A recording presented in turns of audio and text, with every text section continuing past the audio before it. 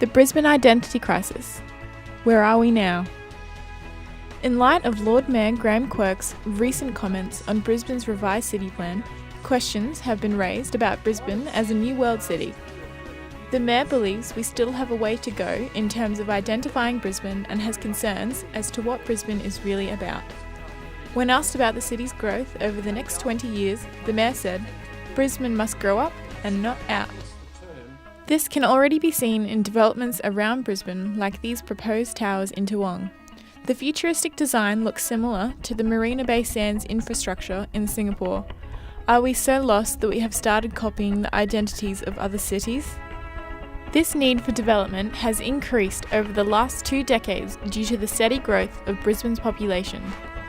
High-density living is becoming increasingly common to Brisbane in order to cope with the rising population. Brisbane's medium to high-density living has jumped to 50% in the last year, largely reflecting the demand for high-rise apartments. This is significant compared to traditional housing, only increasing by 2%.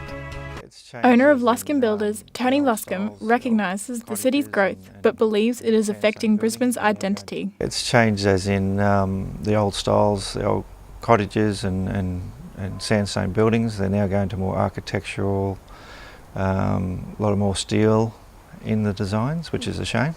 There's another development happening at Albion at the old mills. They're knocking the 2 towers down at the moment, and I know that alone there'll be a 15-storey building, 2 towers going in there, which is higher density again. When asked whether Brisbane is having an identity crisis, Tony said, "I think it is.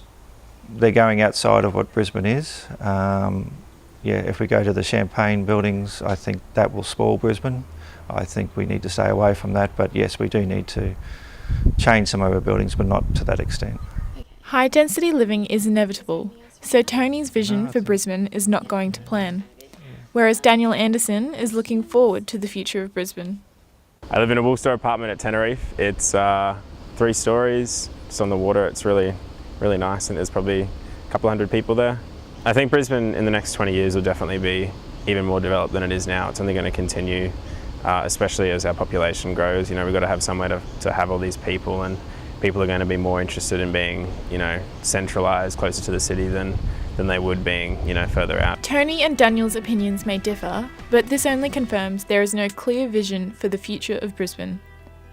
Have your say. What do you think Brisbane will look like in 20 years? Tweet us at @Brisbane Identity Crisis.